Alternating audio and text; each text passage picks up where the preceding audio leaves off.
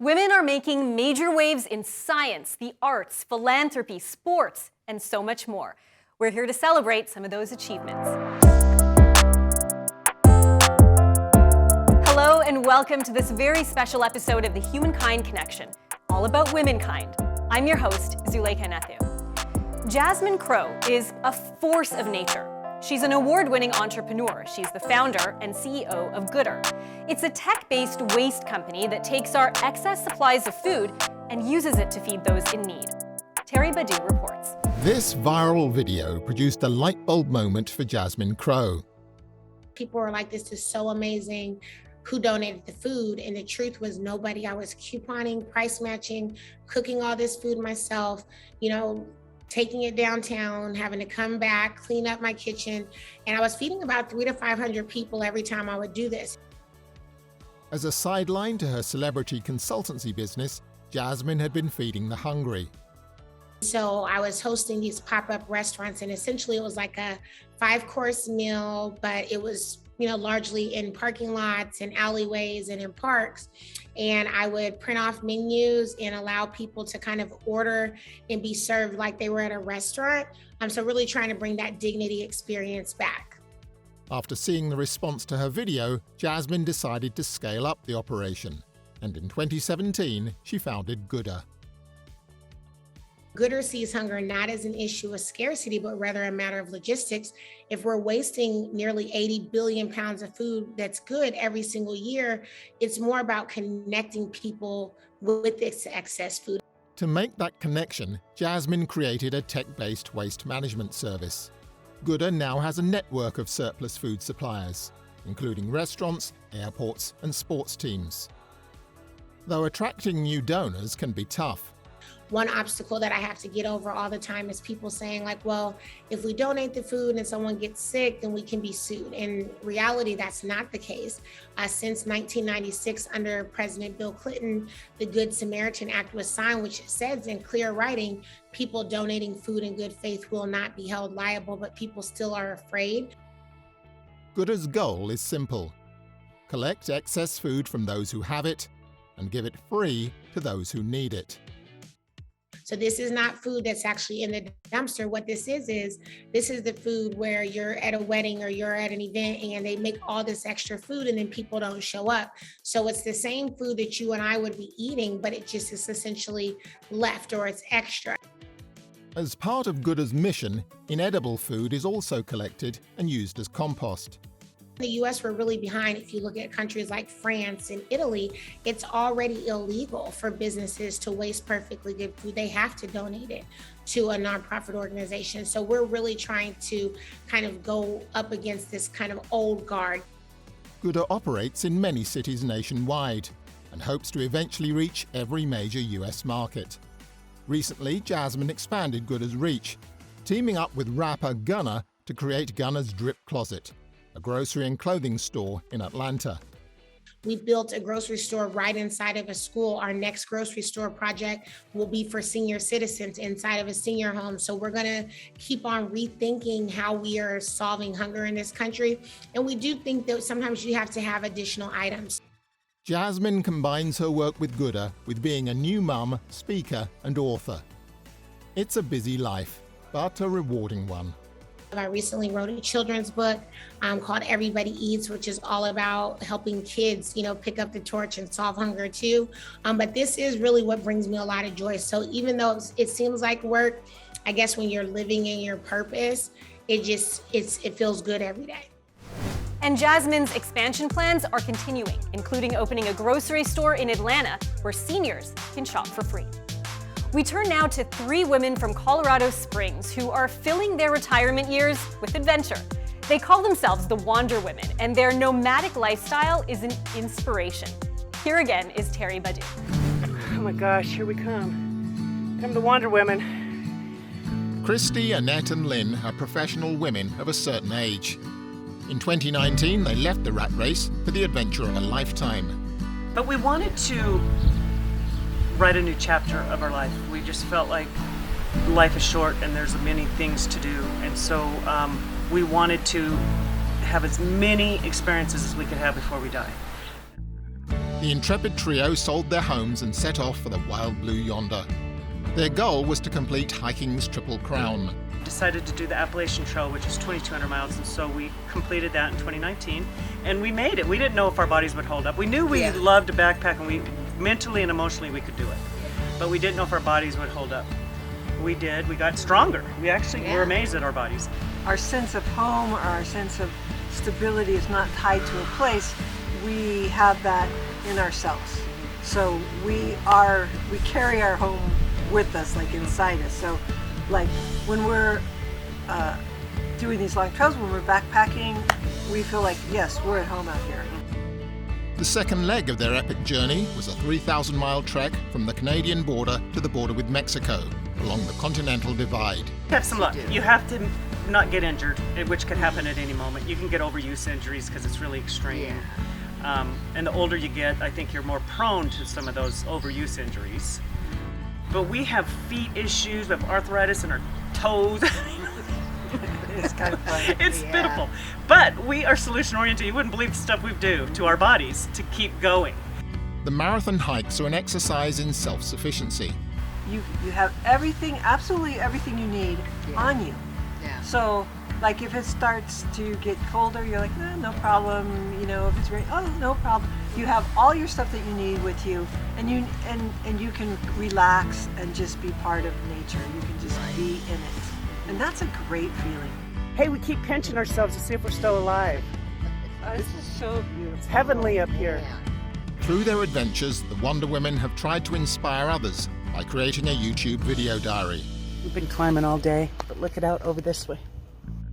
I want the video to tell a story, to take people with us on the trail, because there's people that can't get out there and do it at this point. To see what we see and to go real time with us, and also to realize that they can create their life, that they're not victims, that you have a choice, you can create a beautiful life. And it's never too late to start. I mean, some people say, well, you know, I'm this age, it doesn't matter. You know, get out and do what you can do. I mean, I didn't do any of this until I was 50, in my 50s, early 50s. So, and then I started doing this. I had never backpacked or done anything, so it is not too late to start. Yeah. And my life has just grown. The last leg of the Triple Crown is the 2,600-mile Pacific Crest Trail. These are our first steps of a 2,600-mile journey on the PCT. And it's such a gift.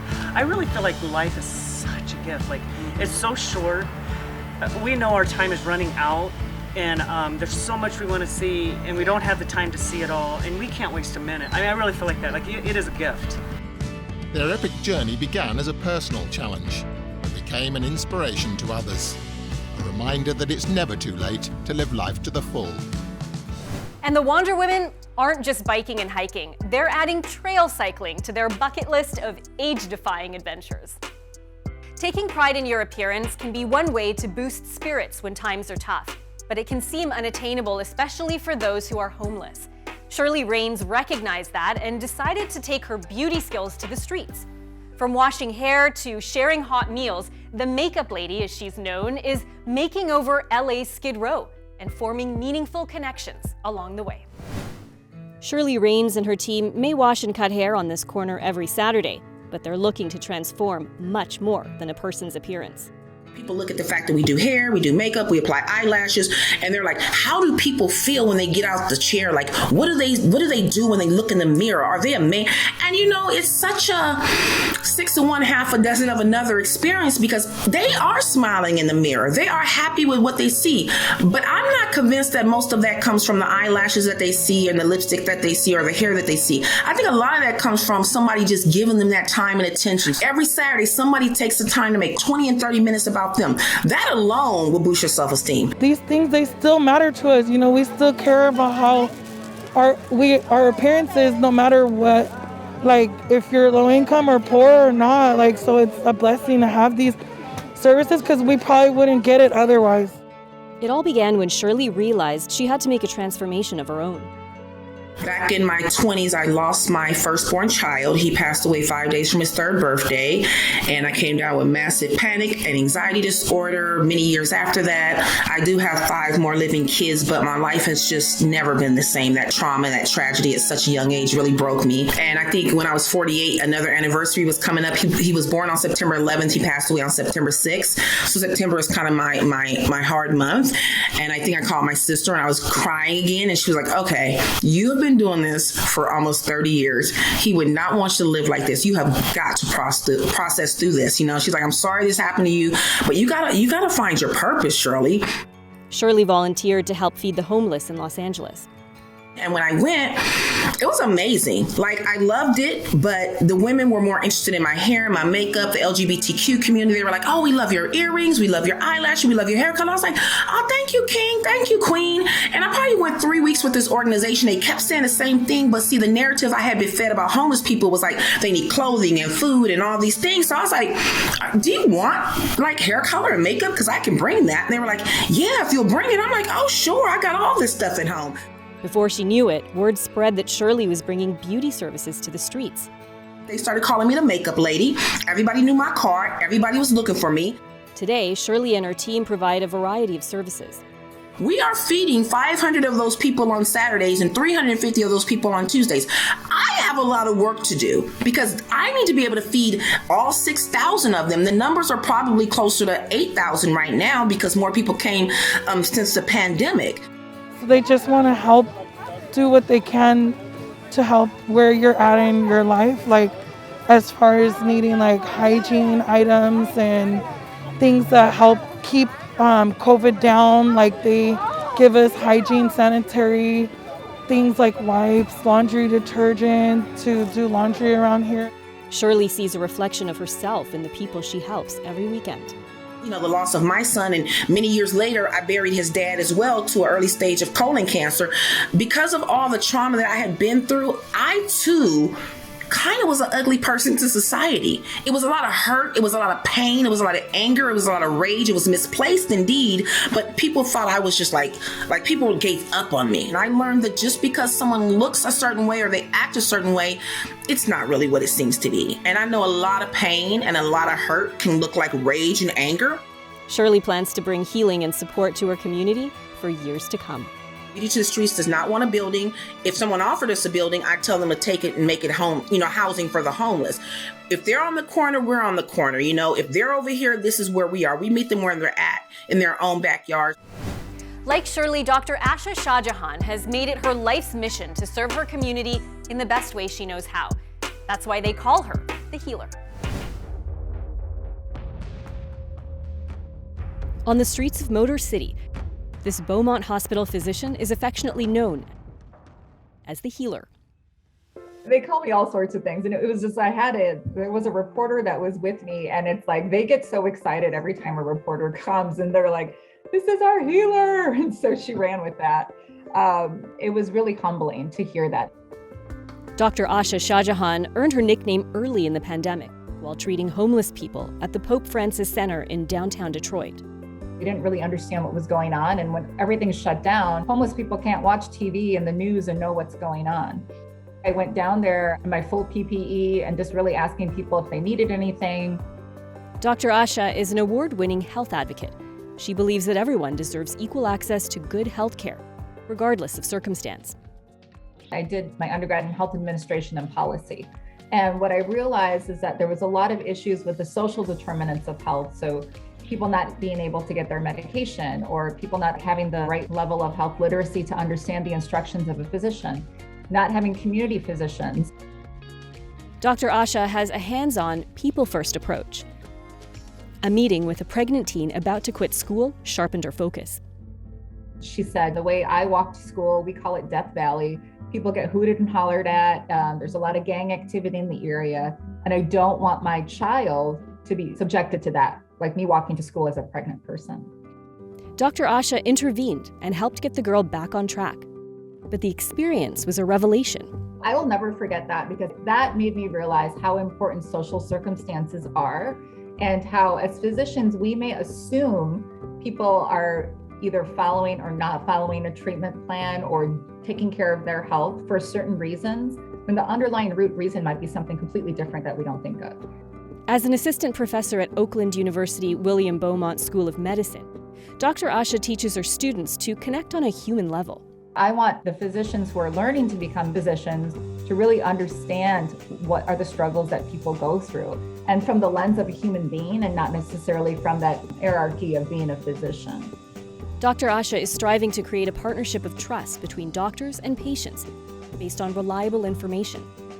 We saw with the pandemic what has happened when we have poor medical information. So I've been doing a lot of work around trying to dispel myths. I think it's our moral responsibility to educate the public and our patients, and we are the most trusted messengers for data. So we have to really be equipped to be able to battle misinformation. I love working with people, conversating with people, hearing their stories. And I think as a physician, you have the privilege of hearing the deepest, most personal stories of people, and you have the ability to make such a huge impact on people. After surviving cancer in childhood, Haley Arsenault set out to achieve some big dreams, and she did. But even she didn't expect a chance to explore something even bigger, the final frontier. And then she did that too. There's a remarkable woman aboard this spacecraft. She may not be an astronaut, but she has every right to be here.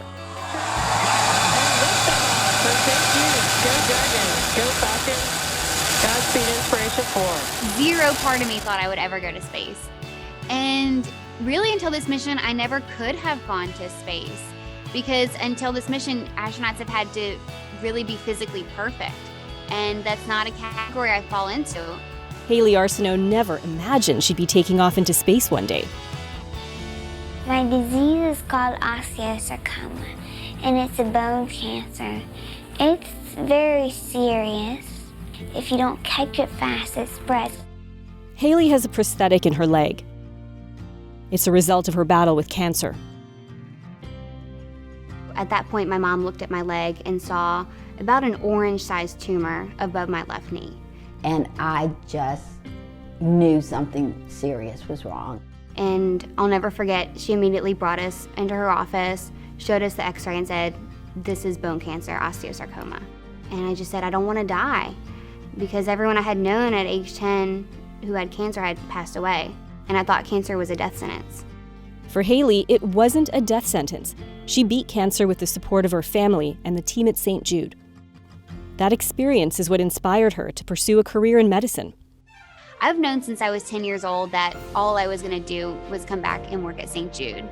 And I decided upon entering college that I wanted to become a physician assistant. And about 1.5 years ago, I got my dream job, which is I work as a PA with inpatient leukemia and lymphoma patients. Haley found hope during her treatment, and she hopes to spread it wherever she goes. You just get to share with these kids that they will get through this. It will get better. That it's really hard, but there will be better days, and they can do anything they want to do. And, you know, I got to share that with them before the space thing.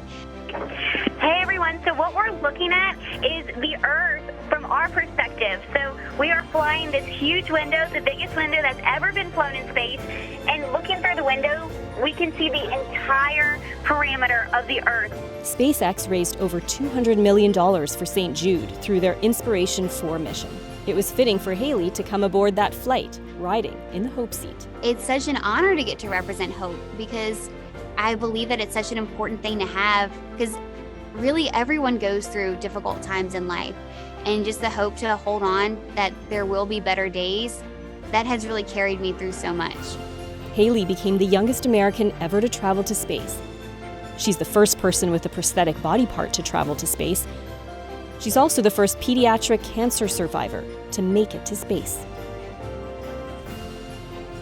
Being the first pediatric cancer survivor, really of all of them, is what's most exciting to me, because of what this is showing to kids fighting cancer all over the world and other survivors, to show them what life after cancer can look like, and survivors can do big things.